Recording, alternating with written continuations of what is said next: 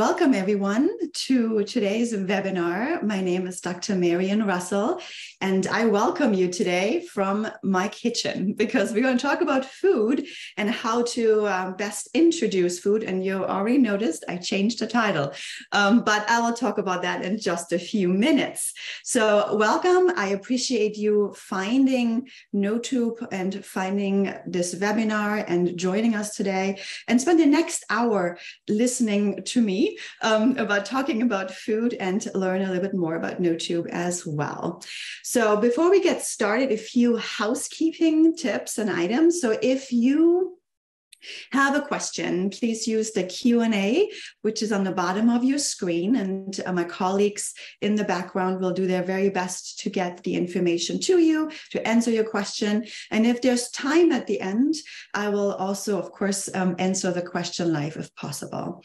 If you have a question about a client that is very specific or a child, your child, feel free to email help@notube.com. That is always a great email to send your concerns to. We'll answer, we'll reach out, we'll support you wherever we can. But let's get started and see what you can take with you today. So as I said, my name is Dr. Marion Russell. I'm an occupational therapist and feeding therapist.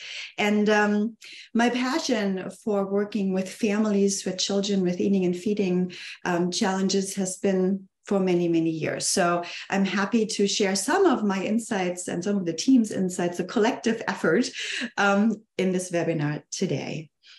So a question that I get quite a bit, and it's even you hear, that's how we chose the title, right? Is like, how do I get my child to eat new foods?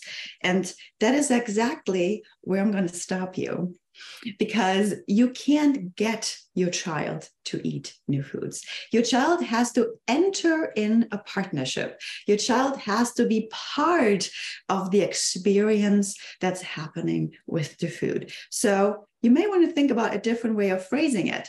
And maybe at the end of the webinar, you'll have a better idea of how we can approach that.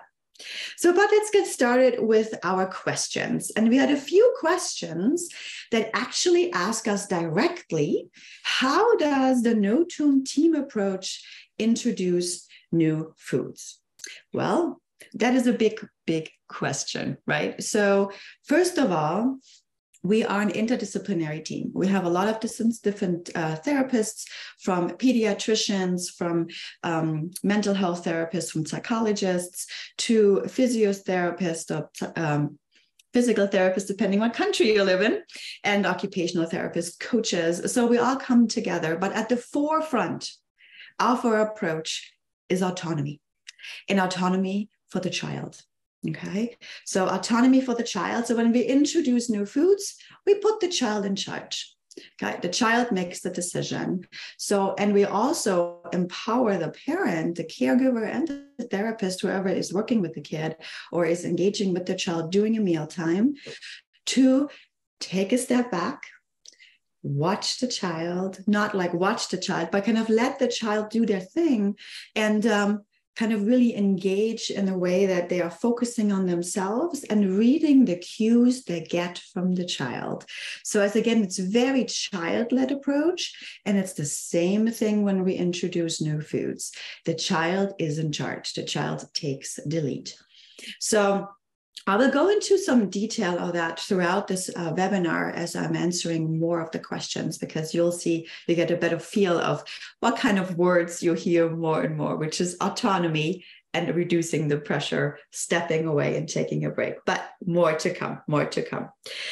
So first question that, actually first three questions that kind of can be grouped together was the headline in, how do I interest my child in new foods? So how does, he does not want to try anything new. How do I encourage my child to taste new food? How do I get my child to love eating? And how do I get a toddler to try new food if they do not make any conscious effort around food? So all three questions kind of get at the idea of, how do I do it?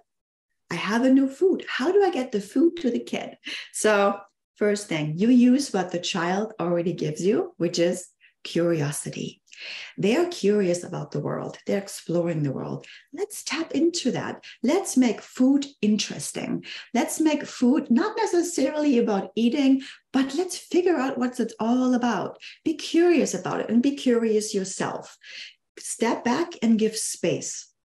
Because if you reduce the pressure of the child having to eat the food, then you will see that there is more room for the child to move toward it, right? It's like a little bit of a dance. The more you offer, you come, you probe, you will see the child will go back more and more and more. So let's engage in this balanced, organic movement.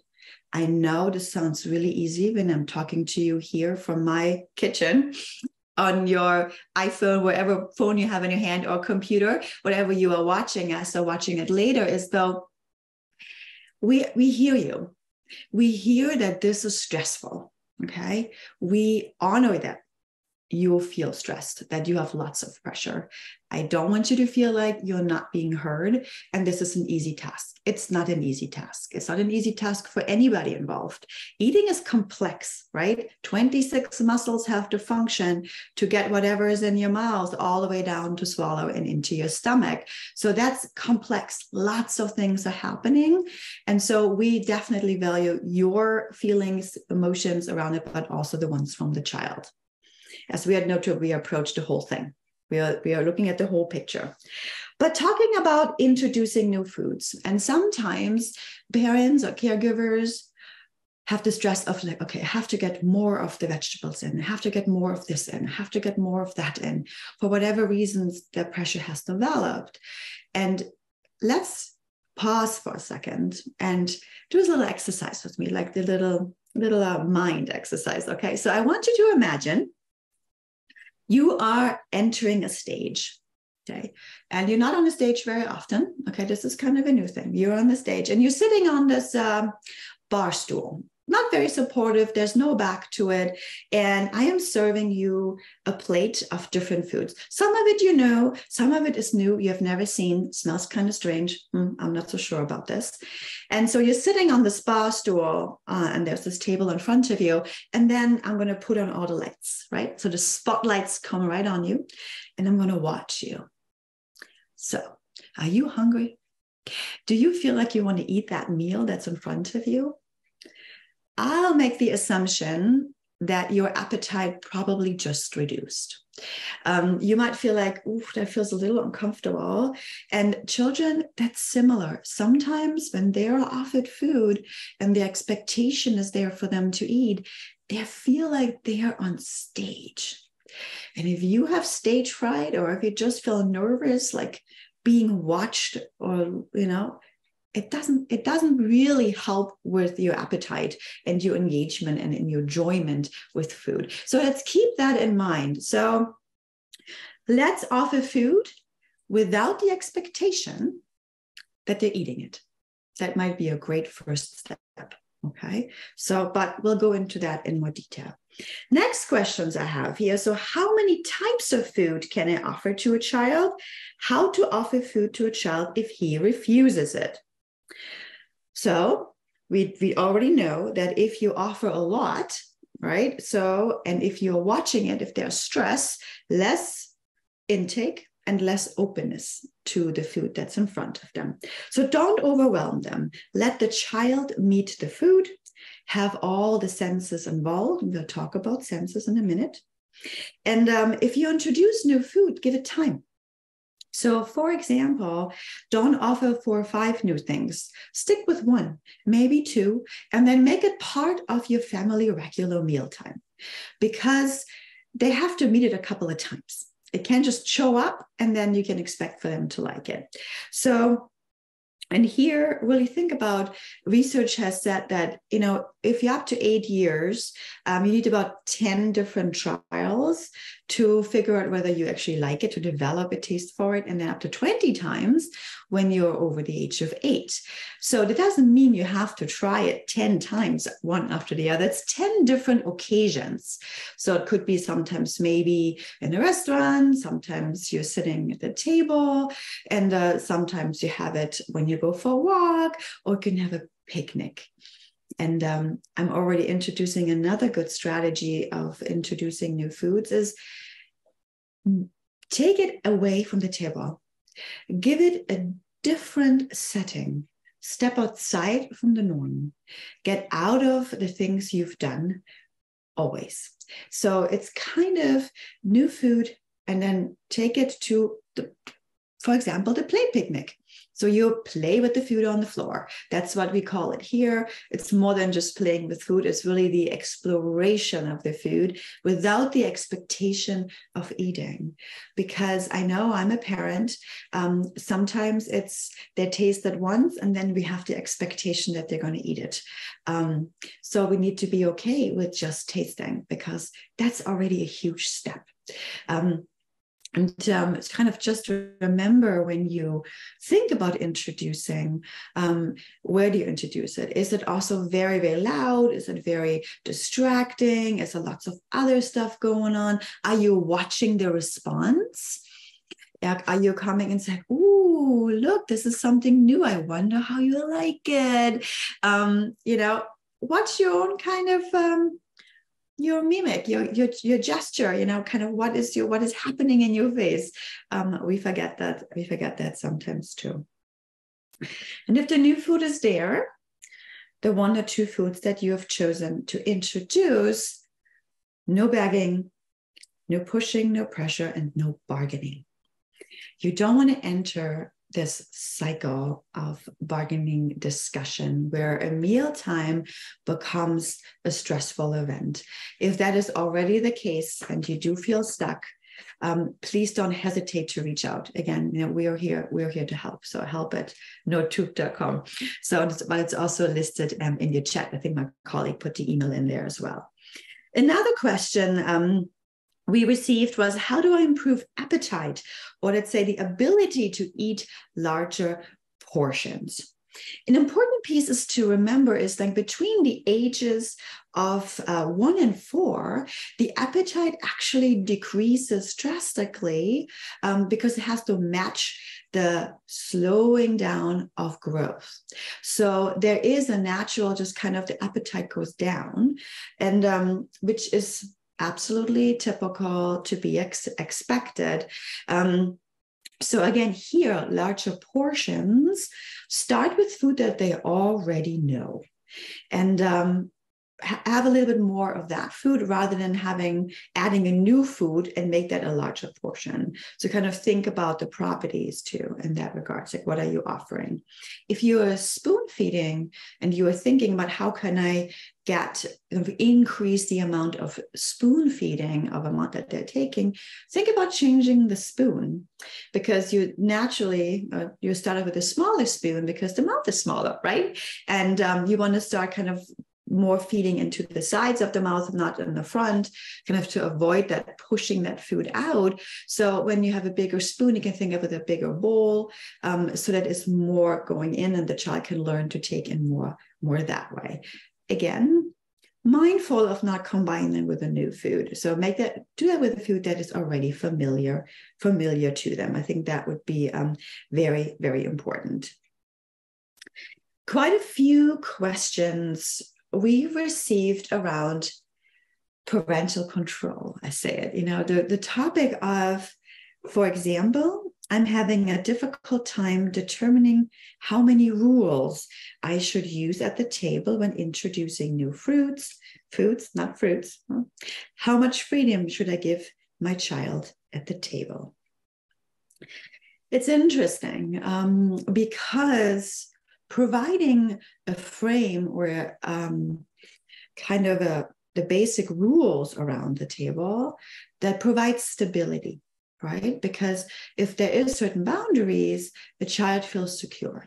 If there's no boundaries and they don't really know what to expect, that can also cause insecurity. So you want to have some basic ones. Let's just say don't throw the food, okay? And so keep with that. But then think about imposing rules, for example, eat 5 bites, eat that, you get that, then you get dessert. So then we're entering this bargaining.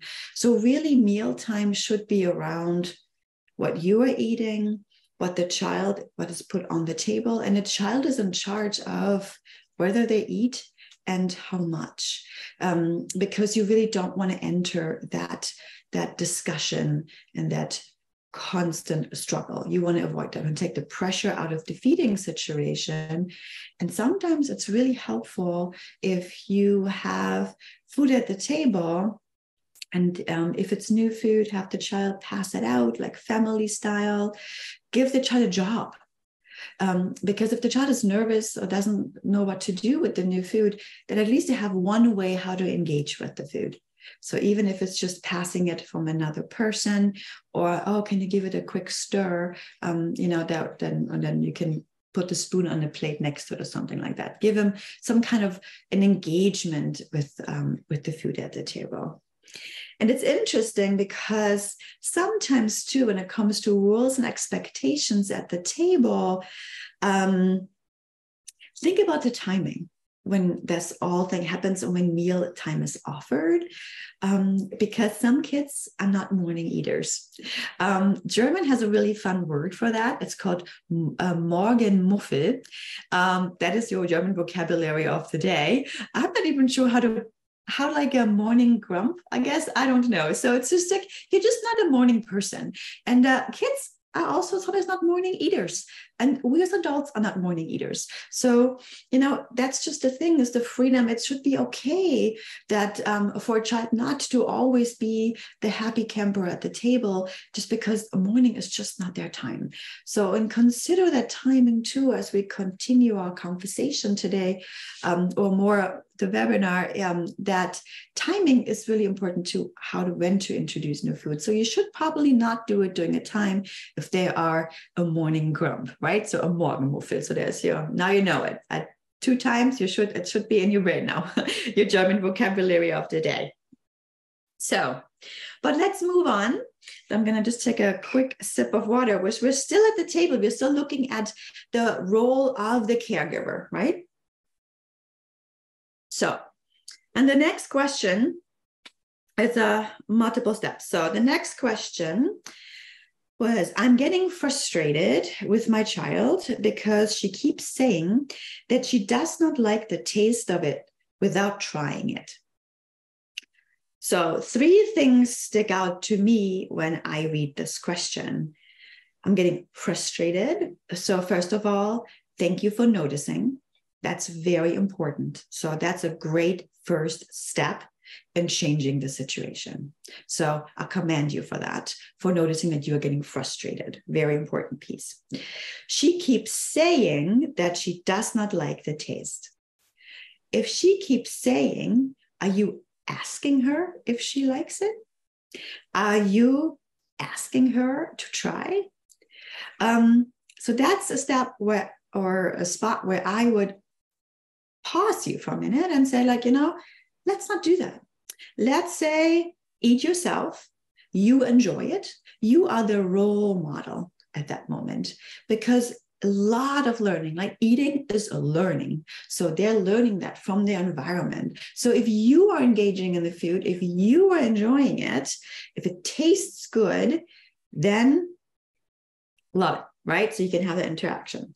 And offer it, and offer meaning in providing it, putting it near the child, and that's that. Okay? No comments, no asking. As simply as there. So it's here if you want to try it. It's up to you. Okay? I know this can be difficult. It can be difficult. So, but I would really, I'll ask you to try it. Eat yourself, and as well, and kind of really remove the attention from the child. Another strategy that you can look into is, what does she like? So if you were thinking about, you're offering food, or you're providing food that's new, and the child keeps saying, it's like, oh, I don't like it. I don't like the way it tastes.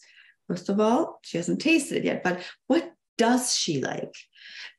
Maybe the food that you have offered, even if she hasn't tried it, is just too big of a diversion from what you had before, what she likes to eat already. Maybe the ask is too big. So let's narrow the ask Yes, make it smaller. Look at a food that is similar to what she already likes. That would be one strategy I would maybe consider trying. And that's a good exercise for all caregivers. Think back to a time when you were younger and make a list of foods that you didn't like in your childhood. And then right next to it, why? Why didn't you like the foods? Was it because you didn't like the taste? Or was it too slimy? Was it too salty? It smelled funny? What was it about the food that you didn't like? Sometimes we forget that kids don't have to like everything that we offer. We got to give them space to say, this is not really my cup of tea, or coffee, right? So it's really another strategy. And then we talk about taste, and she said, oh, I don't like it. I don't like the way it tastes, even though she hasn't tried it. Does she have the language to describe the taste? And this is another really good strategy I think that you can try, is like give your child language around taste, describing, but even to this point of step outside from the taste. What does it look like? Oh, interesting. That looks like, it looks like it could be quite squishy, or those kinds of things. Be curious, give language so that it doesn't become an automatic response to, I don't like it. So give the child room to meet the food. We come back to this, right? You notice you're going to keep me hearing, repeating. Let's come back to let the child meet the food and put the child in charge. So the autonomy piece, really, really important there. And it's interesting too, because sometimes kids develop interesting relationships with food. And as a feeding therapist, you can't help but notice, right? So you go to a hotel, and I want to digress here for a minute, but I can guarantee you it relates to what I'm talking about. So hang in there with me. So I sit in the hotel and have breakfast, and I'm overhearing conversation at another table as a family with a young child. And one of the caregivers said, oh, here, why don't you try the muffin, have a bite from the muffin? And the child proceeded to answer, it's like, no, that muffin is my friend. I can't eat it. So she made friends with the muffin. I was like, oh, that is interesting. Cool. Parents said, the caregiver said, you know what? All right. Well, maybe the muffin can just hang out with the rest of, maybe add some eggs to the plate, and the muffin and the eggs can hang out together. So it's kind of, rather than saying and starting an argument of like, oh, this is not your friend, this is a muffin, you have to eat it. Just engage. It's play, right? It's play. And that's another big piece that you can really tap into is food play. But food play really takes out too the pressure of having to eat it, because you get to meet it. And the thing behind, or the idea behind meeting the food, is to give all the senses a chance to be involved in what's about to come, if you decide to actually put it in your mouth, right? So a lot of questions we got were around oral aversion. So for example, how do I get past sensory barriers, textures and smells? How do I tackle oral aversion? And we'll talk about this in a minute. But we got to talk about senses when we talk about how to best introduce new foods, or what to keep in mind when introducing new foods. And you notice I already got rid of the get, right? How do I get my child to eat new foods? So I'm shifting. So let's talk about the senses. And I am sure you're very familiar with most of them and how they are kind of related to food. So we have the vision, right? What do you see on your plate? So that's kind of really how much is offered. Sometimes for kids too, it's really complicated or difficult.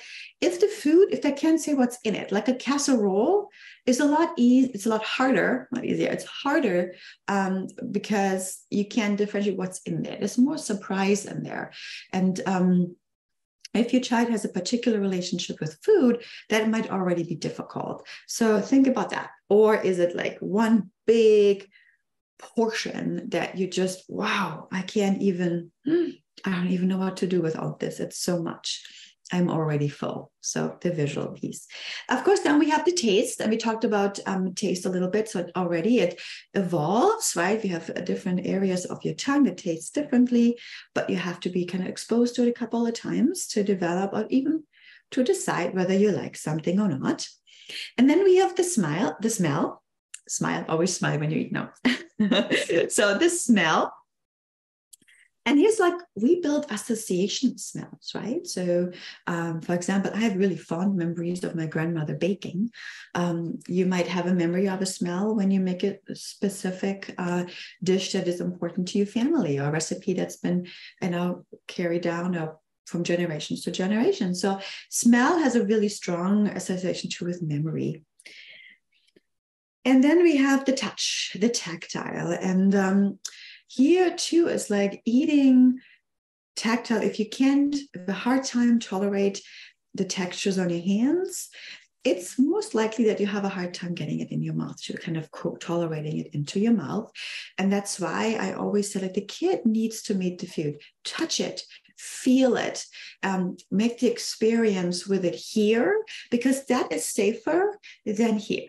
Okay. And we want to, as you think about, we want to reduce the experience of this kind of like, ooh, or this kind of a body language. So let's start here where they can get rid of it fairly easily if they want to wipe it out. Not if they want to wipe it out. Yes. And then we have the hearing, the auditory sense. And that's really interesting because when you eat, for example, a chip, they're also really loud. So they're loud in your ears. But also sometimes the senses or the auditory stimulus can be a lot when people eating around the table, right? So that's a lot for the child to take in. So think about the auditory. And then we have the two more senses that I want to also talk about here quickly. So proprioception. And I always say, like, where you are in space. So where is your body related to something else in the environment? And okay, where is your hand related to your mouth? But also, where is the food in your mouth? That is also proprioception, like figuring out, okay, where in my mouth is all this food? What is happening? How do I best control what's going on in there?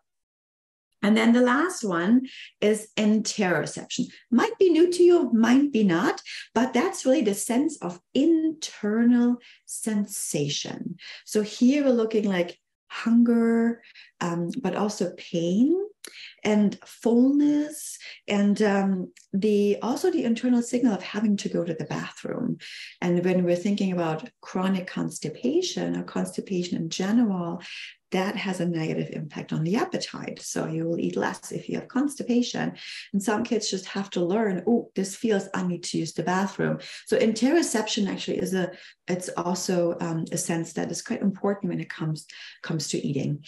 If you want to know more about the senses and how they kind of influence and impact how a kid's eating develops, there's a webinar we did last year that's linked on our homepage, NoTube.com, that you can watch on demand to get more information around that as well. It's a big piece, and you can't leave the senses out. You have to include the senses in the discussion, right? So it's definitely part of it. So now that we've talked about the senses, so how do you get past those barriers when you introduce? So smells, you can cover it up with a drink, for example, with a cover with the straw. Works really well. If it's a textures, you can work with breadcrumbs, so adding crumbs to, for example, pasta that can be quite slippery. If you roll it in breadcrumbs, it gets a little bit more of a crunch or just more texture to it. So with small amounts, that's really important not to overwhelm. And then temperature is a good one too. Sometimes it's easier to handle cold than it is warm. So sometimes to keep that in mind as well. So And speaking of getting past those barriers and small amounts, a really good idea is to use one of those ice cube trays. And I use it a lot too in my therapy. And I really always ask my parents or caregivers that I work with, it's like, what do you have in your home that we can use rather than you go out and buy extra stuff? But what's in your home? And a lot of people have those in their homes. You can just put like 1, 2, 3, or 4 in there, just small amounts. It's very predictable. They don't touch each other, which is also a really important piece. The tastes will be kept separate, and it's predictable. It gives you kind of a beginning and an end, and a good strategy too when we talk about our kids who have anxiety around eating. So we'll talk about that in just a little bit. So, but that's a really good strategy to introduce as well at that regard. So to tackle oral aversion, and that is another question we got. An oral aversion here, there are lots of different reasons for oral aversions. I would recommend definitely consulting a professional, occupational therapist, good address to do, but definitely needs to be addressed. And it could be, is the oral aversion because there was a medical trauma, or is the oral aversion has other reasons? And the important piece about oral aversion is that, or even hypersensitivity, is that the child needs to be in control of the input. The child needs to be in control of what happens to their mouth. And that is a concept that we talk a lot about in our treatment here at NoTube. In our online and on-site treatment, both options, it's always like the child needs to be in charge what's happening to their mouth. And a big piece of that is like wiping and cleaning, right? Wiping and cleaning. That's too much sensory, but that might be another separate webinar. So again, really important piece is the anticipation. So when there is oral aversion, hypersensitivity, the oral input needs to be able to be anticipated from the child. The child needs to be in control. And now you start with tactile exploration outside of the mouth. Here, tactile play. Bring the kid in the kitchen. Meal prep is fantastic. Just kneading the dough, whatever it may be, having the hands in the mashed potatoes, and take a moment and also kind of listening to yourself at that moment. Did you just do like this, ooh, when I told you about this? It's, again, meeting the kids where they are. So here the hands are important. And then biting decreases oral defensiveness. So if you can get some chewing going, that can help as well with the kids who have a lot of oral defensive. Again, they have to be in charge.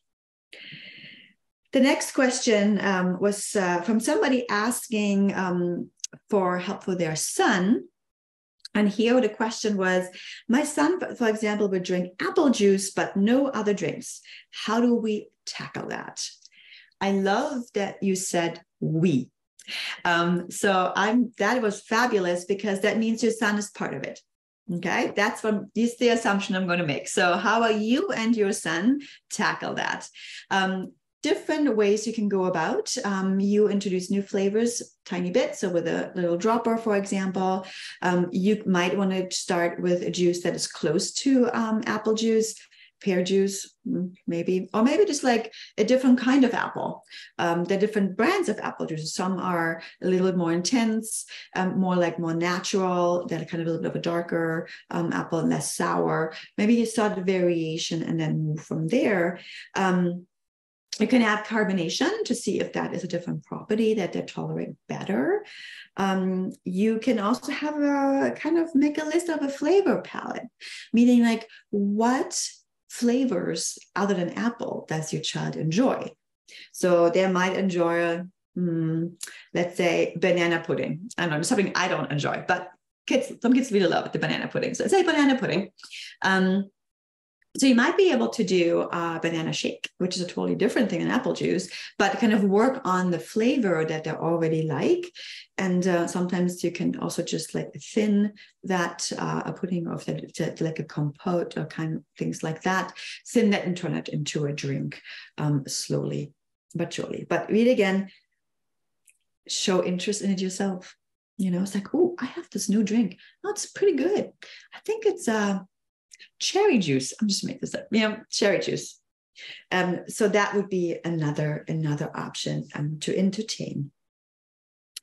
So, and let's move on. Another participant, and this is a great question. Really appreciate your questions. And I want to point out here again, if your question does not get answered today, you can always write us at help@notube.com and also put your question in the Q&A, and then we will be able to answer you and give you some further guidance in that. So this participant asked, my child is 14 months old, doesn't eat or drink since they're 2 months. Parents can only feed her milk when sleeping. So there's dream feeding happening, and they have already tried many different things. Nobody knows the reason. She touches and puts the food in her mouth, but never swallows. Her physical and psychological developments are normal. Doctors find no dysfunctions or any problems in that area. So dream feeding is happening, meaning the child is fed while asleep. First thing I'm looking into when I'm reading this is, no possibility to develop any hunger, right? The child might not be hungry. So the motivation of being almost always full, the motivation to eat goes down. So let's tackle that dream feeding. You got to slowly reduce it to provide more time throughout the day for the kid to actually have the motivation to eat. And also being interested in food doesn't start with actually eating. So that they're engaging it is a great first step, but you have to add the layer of motivation. If they're full, they're not gonna put it in their mouth. So I would definitely address it that way, and feel free to reach out. We have worked with many families who have had children who were dream fed. So we're here to help. We're here to help. So along the same lines as too is like if a child has never eaten, or in this case here, it's just been dream fed and doesn't really have the introduction to how to eat food and hasn't really felt the food in their mouth. So a question was, how can I introduce new foods that are less flavorful, like raw veggies? So raw veggies, okay, less flavorful. And along the same lines, we've got questions of what can I use to enhance the flavor of the food? What would work? What can I do? So less flavorful food, you add flavor, right? How do you add flavor? So you can add, for example, a dash of cinnamon, dash of cardamom, some nutmeg to carrots. It's actually really good. And here I have to just do a quick side note here. Raw vegetables are very hard to eat. So you might be better off just blanching it a little bit to kind of decrease the effort that goes into chewing. And we'll talk about it in a second, the effort that goes into it. And then you add some spice, make it attractive in that regard. When it's an older child, you can work with condiments because it gives the child some control. Right? So condiments like ketchup, ranch dressing, dipping salt, Parmesan, it's a fabulous condiment because then the kid has some control of what to do with the food. Just because we like it bland doesn't mean that the child will like it. And maybe they need some more intense flavor to actually feel the food in their mouth. And it kind of puts them in charge as well. So a lot of questions that we have, and you've seen, I keep saying a lot of questions this week, got a lot of questions, and we really appreciate your interest in this area, were around being scared of eating. So not just children who have a diagnosis of ARFID, the avoidant restrictive food intake disorder, but children in general who, when they see food, they are scared. People say like, oh, she's scared. She says she feels nauseous. And so let's pause here for a second. So when a child is scared, so what can you do? What are new strategies to help my child when they're scared of new foods? First of all, respect the fear. Respect that your child is feeling what they're feeling, and by you asking this question here already, you've made a really important step. And then create a safe space for exploration, that you are there with them. And then allow the child, when they do taste something, to spit it out. So that the expectation is not immediately for you have to also swallow it. So it's okay to spit it out. It's okay for you to explore it. It's absolutely fine. A judgment-free zone. Because it's really important that that appreciation of the real experience of the child is present. So start with small portions, work with the tray, and also know yourself, what goes into eating. And a good exercise maybe too is if you, let's say, take a piece of food that you have near you, next to you, and think about how much pressure or resistance is there you have to put into chewing. Does the consistency change? Just a simple apple, or let's say a grape, right? It starts off like a solid, but then you have to peel, you have the fruit, the flesh inside, and then you have the juice. That is just a lot to take in. And then what am I going to do with it all? So, important piece. What's the size of the food? Do I have to open my mouth? If you are nervous of eating, opening your mouth is asking a lot. Small bites, cutting the food in strips is a good idea that I can take, because taking a big bite of an apple, or this actually is just a small apple, but you have to open your mouth really big. So that's a lot more trust that you have to give into the food. So it might be difficult to do that. Kind of think about that. And one important piece, if your child has a safe food, don't tamper with it. Okay. I know it is tempting, because, it's like, oh, if I can just get that a little bit extra vegetables in there. Let's pause. This is the child's safe food. Let's leave it that way, because you need them to be able to anticipate. And if the food is being changed, you're losing trust. So let's not do that together. So let's just say this is the safe food, and this will remain the way it is. There are lots of other reasons why a child might not eat. And here in the US, we have a diagnosis of pediatric feeding disorder, PFD, which kind of looks at a multidisciplinary approach, looking at just also the oral motor skills, the sensory piece, the nutrition, the medical reasons. So not just the anxiety. So something really to consider is keeping all those areas in mind, why a child might be nervous or not eating. So here you can think about reflux, constipation, something to keep in mind. The sensory processing, it might just be too much that's happening, too high of an expectation. Or is the food just not matched with the oral motor skills? Am I nervous because the food comes into my mouth and I just can't handle it? I don't know what to do with it. So my lips not strong enough, my jaw's not strong enough. I don't know how to coordinate my tongue. I don't know what to do with it. So help, right? So if you need help at NoTube.com, right? That's a good one. We can help. So, but again, it's like the idea of how to get past that. So kind of appreciate your child's experience, enter the experience, and where you yourself develop an appreciation of what goes into eating, what goes into putting food in your mouth, chewing and swallowing it.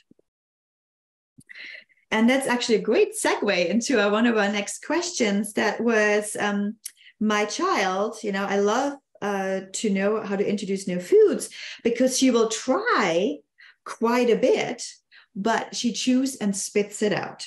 So she chews and spits it out. So oral motor might not be matched well. So you might want to think about that. Maybe she takes too big of a bite. So then you want to provide even maybe pre-cut it, or have it in strips, or again, have a look at maybe have her use a fork if she's into using utensils. That's, I know how old this kid is. That would be an option. And sometimes too, kids collect, they eat, take bites and chew, and then they have too much and they don't know what to do with it. it's just kind of just stuck in there. Yeah, what am I going to do with this food in my mouth? So then, yes, spitting out is a great way to do it. That's the only way, because swallowing is too scary. So again, looking at, offering small bites, small portions, and developing that confidence in the child too. Is like, yes, you can do it. Yes, you can do it. So don't be scared. You can do it. A lot of questions, because we at NoTube work with children on feeding tubes, were geared towards how to address introducing new foods when my child either has a feeding tube or just recently was able to be weaned off the feeding tube. So I want to take the rest of this webinar to kind of also answer those questions and provide some guidance there. So one of the questions that we received was, how can I get my tube-fed child to be interested in any kind of food when they have never eaten?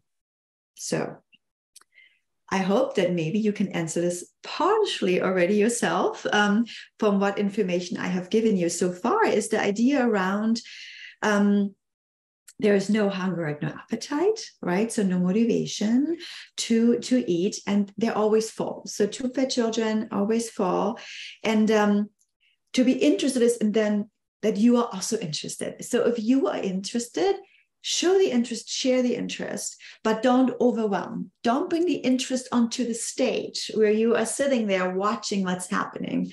But this could be food play. This could be drawing pudding. This could be just exploring food on the floor. This can be, really doesn't have to do like a structured meal time, because again, eating doesn't start when the food enters the mouth. It starts way earlier. So give the child time to introduce that. And again, feel free to reach out. So, and another one is too, a question that we've received, and it's a little bit longer. So I'm trying to summarize this just for the sake of time, and that we are in a good standing here. So here she asks, what is a good percentage of healthy and unhealthy food? And this child is in the moment being weaned off the feeding tube, and because they prefer mostly unhealthy processed food, though he is used to some healthy fruits, fruit and vegetables. So the distinction between healthy and unhealthy doesn't exist really at NoTube, because we take what the child gives us. So number one priority is getting the child off the tube. We're looking at diversifying the diet much later, because we have to get them to enjoy the eating. And for enjoyment, if they have a food that they're really into, they're really loving it, that's fabulous. And if we can get there certain amounts, if we can get that then with also something to drink, if we can get that kind of balance going, we are not concerned about healthy, unhealthy. And here in your comment on your questions, you already said this kid eats a few vegetables. So we've got already some. All right, we're happy with what we get, right? Happy with what we get. And here too is stronger flavors at the beginning. Children who have been fed via tube, they really benefit from that stronger taste, to wake up the mouth, to feel the food, to kind of get that whole body experience. And so really, that's the big piece. So hopefully that answered your question. And another question was how to transition from formula tube feds to oral liquids once patient has turned 1. My question is, why are you waiting till a kid turns 1? Thinking about if there's a medical reason. If there's no medical reason, consider weaning early. Patients will accept small amounts of water, but will not accept formula taste and trials. Maybe a formula is just not tasting good because they have sometimes reflux. And so that's kind of the formula taste is associated with this. It might not be a strong enough taste to really create that joy. A good question for us, I would recommend you reach out and book a free evaluation with one of our therapists to get more guidance around tube weaning and when to best start and introduce those new foods. But I would recommend kind of having that discussion. One of our next and almost last question is, how do you support a child's feeding habit once tube has been removed so they do not have to go back on it? So, can you answer that question? You support as you would any child, right? So here again, trust your child and autonomy. Focus on autonomy. Reduce the pressure and check in with yourself, because we have worked with the caregivers of children on feeding tubes for a very long time, and we know that you've been pressured of paying attention, of looking, of scheduling, of charting, to give that freedom to step away and said, oh, the tube's out, just eating. So but check in with yourself. When the stress starts building up, take a break, remember, eat yourself, and then move on from there. So encourage that autonomy, trust your child, put your child more, follow your child's lead. Those are great strategies. And our last questions for today is, our 8-month-old child vomits several times a day and as a result has not gained any weight in the last 2 months. Is it best to wait until she gains weight before starting the NoTube protocol? Don't wait. Call us now. Email us, start now, book a free evaluation. Let's not wait, because they're not gaining weight on the tube. They are vomiting. Vomiting is a side effect of tube feeding. So let's have a conversation and look whether it's medically necessary, indicated still or not, because the longer the wait, the harder it's going to be too. You want to give that kid the opportunity to eat and reduce that pressure for you as caregivers as well. So help@notube.com, or on our website, you can book a free evaluation with our therapists, and they can guide you further. And we'll see which of our programs might be appropriate and how we can best support you in your journey to getting off the feeding tube. To sum up our time today, it's kind of the key takeaways. I have a few for you to kind of put in your pocket as you go on about your weight today. Number one is reduce the pressure for yourself, okay? And also on your child, on the child you work with. No fight, no begging, no bargaining. Pause and take a break if you feel stressed. We hear you. We know that this is difficult, but really it's important that you also take care of yourself and that you bring the joy back into mealtime. That is an important piece. Remember the senses, right? Eating is complex and it takes time. Consider how the senses contribute to introducing new foods, how to help the child meet their new foods, and also kind of, again, check in with yourself. What's your relationship to that? Dare to change something, meaning how to eat. Maybe the silverware is just not going to be at the table for today, right? Or where to eat. Go to the floor, do a picnic, or change the seating arrangement. And what you eat.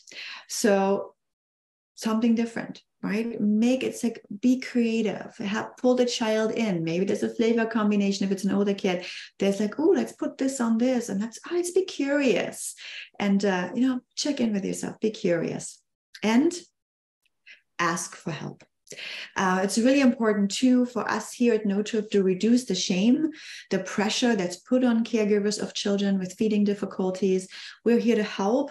Do not wait, reach out. And again, we really, really appreciate you spending the time with us here today and listening to and putting the questions out to us.